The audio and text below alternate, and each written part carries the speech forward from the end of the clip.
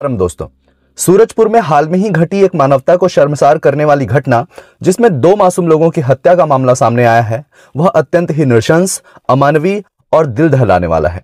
यह किसी इंसान की वहशियत का एक नमूना है। अभी भी जब मैं उन लोगों के बारे में सोच रहा हूं तो मन बैठा सा जा रहा है।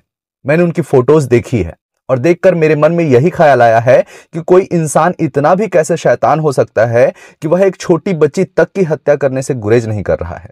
पर क्या कीजिएगा, यह कड़वी सच्चाई है हमारे समाज की, हमारे सो कॉल्ड सभ्य समाज की, जहां दावा किया जाता है कि यहां सभ्य इंसानों की बसाहट है, पर यहां किसके अंदर का राक्षस कब क्या कर जाए इसका कोई ठिकाना नहीं। दोस्तों, अगर आपको घटना की पूरी जानकारी ना हो तो यह घटना हमारे ही राज्य छत्तीसगढ़ के छोटे से जिले सूरजपुर में हाल में ही घटी है, जहां कुलदीप साहू नाम के एक कबाड़ी व्यापारी ने सबसे पहले तो कुछ बहस के बाद भरे बाजार में एक आरक्षक पर खौलता हुआ तेल फेंक दिया और उसे बुरी तरह घायल कर दिया। जिसके बाद जब पुलिस की टीम उसे पकड़ने उसके पीछे आई तो इस कोशिश के दौरान उसने उन पर गाड़ी तक चढ़ाने की कोशिश की। इस टीम में थाने के हेड कांस्टेबल तालिब शेख भी शामिल थे। शायद उसी का बदला लेने के लिए रात में कुलदीप साहू ने तालिब शेख के घर में घुसकर उनकी पत्नी मेहू फैज और उनकी छोटी बच्ची आलिया की निर्मम हत्या कर दी और उनके लाशों को 5 किलोमीटर दूर एक खेत में फेंक दिया, जिसकी जानकारी ग्रामीणों के द्वारा दी गई। जांच के दौरान मौके पर मिले सुरागों के आधार पर यह कहा जा रहा है कि इस घटना को अंजाम देने में उसके साथ कुछ और लोग भी शामिल थे। इस घटना के बाद से ही सूरजपुर में भारी आक्रोश फैल गया है। शहर का माहौल अत्यंत ही तनावपूर्ण हो गया है। आक्रोशित लोगों ने आरोपी कुलदीप साहू के घर और मानपुर स्थित उसके गोदाम को देखते ही देखते आग के हवाले कर दिया। लोग नगर बंद करने के साथ साथ थाने के सामने घंटों तक विरोध प्रदर्शन करते रहे, जिससे स्थिति और गंभीर हो गई। हालांकि आरोपी अभी पकड़ा जा चुका है और उससे पूछताछ किया जा रहा है।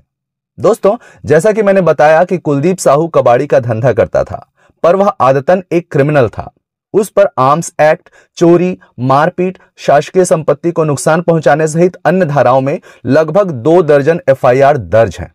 उसके इस आपराधिक हरकतों के चलते नगर पालिका ने प्रस्ताव पारित कर उसको जिला बदर कर दिया था। हालांकि यह भी खबर है कि उसका पुलिस अधिकारियों के साथ अच्छे संबंध थे, जिसके चलते उसने कबाड़ की आड़ में कई अवैध धंधों से खूब पैसा बनाया था और इससे उसकी हिम्मत भी बढ़ती गई थी। पर जिला बदर होने के बाद से ही पुलिस की उस पर कार्रवाइयां बढ़ने लगी थी। हालांकि इसके बाद भी उसका रसूख ऐसा था कि वह बिना डर के अपने घर में, जो थाने से कुछ ही दूरी पर था, में खुलेआम रहता था और खुलेआम घूमता था। अब कयास यही लगाया जा रहा है कि इसी दुश्मनी के चलते उसने पुलिस वालों पर टारगेटेड हमले किए, जिसमें तालिब शेख के परिवार की हत्या भी शामिल है। अगर इस बात में थोड़ी सी भी सच्चाई है तो जिस सांप ने उन्हें डसा उसे दूध पिलाने वाला भी उनका ही विभाग था। खैर, सच्चाई जो भी हो, पर जो नुकसान तालिब शेख को अपनी पत्नी और बच्ची को खोकर उठाना पड़ा है, उसके लिए उस अपराधी को कड़ी से कड़ी सजा मिलनी चाहिए।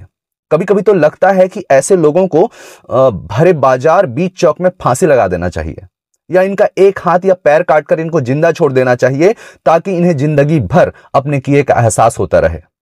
दोस्तों, पुलिस का काम होता है अपराधियों को पकड़ना, उन्हें सजा दिलवाना, पर अगर अपराधियों के भीतर पुलिस का डर ही ना हो तो इसके पीछे क्या कारण हो सकता है? क्या यह विभाग की कमजोरी है या कुछ और? वैसे यह पहली घटना नहीं है जिसमें किसी पुलिस या उसके परिवार को ऐसा नुकसान उठाना पड़ा है। ऐसे दर्जनों केसेस आपको बीते कुछ सालों में सुनने को मिले होंगे, जहां ऐसे लोकल गुंडों, माफिया और अपराधियों ने पुलिस पर ऐसे जानलेवा हमले किए हैं। उत्तर प्रदेश का शामली मर्डर केस, जिसमें कांस्टेबल हर्ष चौधरी की एक रेड के दौरान हत्या कर दी गई थी। धुले मॉब लिंचिंग केस, जिसमें 2 पुलिस वालों को अपराधियों के लोगों ने ही पीट पीट कर मार डाला था।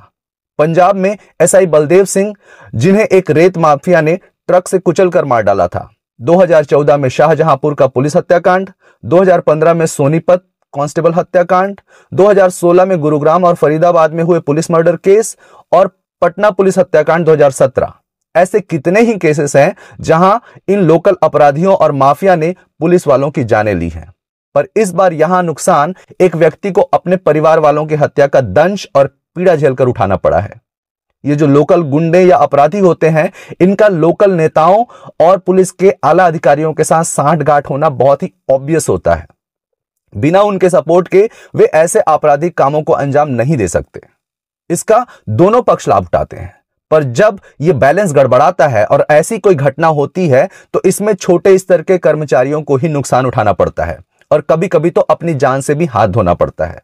आप बताइए, आपने कितने ऐसे केसेस सुने होंगे जिसमें बड़े स्तर के पुलिस अधिकारियों पर हमले या हत्या हुए हैं, या ऐसा कुछ मामला आपके सामने आया हो। ऐसा बोलने का मेरा मतलब यह नहीं है कि ऐसा होना चाहिए, पर मैं बस यह कहना चाहता हूं कि वे अपने रसूख और सुरक्षा के चलते इन खतरों के बावजूद भी सुरक्षित बच जाते हैं। पर उन छोटे रैंक वाले पुलिस अधिकारियों का क्या, जो लोकली सीधे उन अपराधियों से दो दो हाथ करते हैं, उनका सामना करते हैं? ऐसे में उनकी सुरक्षा की जिम्मेदारी कौन लेगा?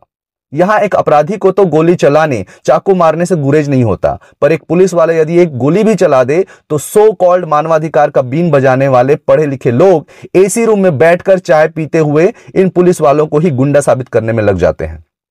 उत्तर प्रदेश में जब ऐसे लोगों के एनकाउंटर्स होने शुरू हुए थे तो न्यूज चैनल में कैसे ये दो मुंहे सांप इंटरव्यूज और बाइट्स देते थे, जहां ये पुलिस को ही कटघरे में खड़ा कर दोषी साबित करते सुनाई देते थे। क्या इन नौटंकीबाजों को उन पुलिस वालों की लाशें दिखाई नहीं देती जो उन राक्षसों की गोलियों का शिकार होते हैं? उन बेईमान लोगों को क्या उन बेचारे पुलिस वालों के परिवार वालों का दर्द महसूस नहीं होता, जिनके भविष्य का कोई ठिकाना नहीं होता?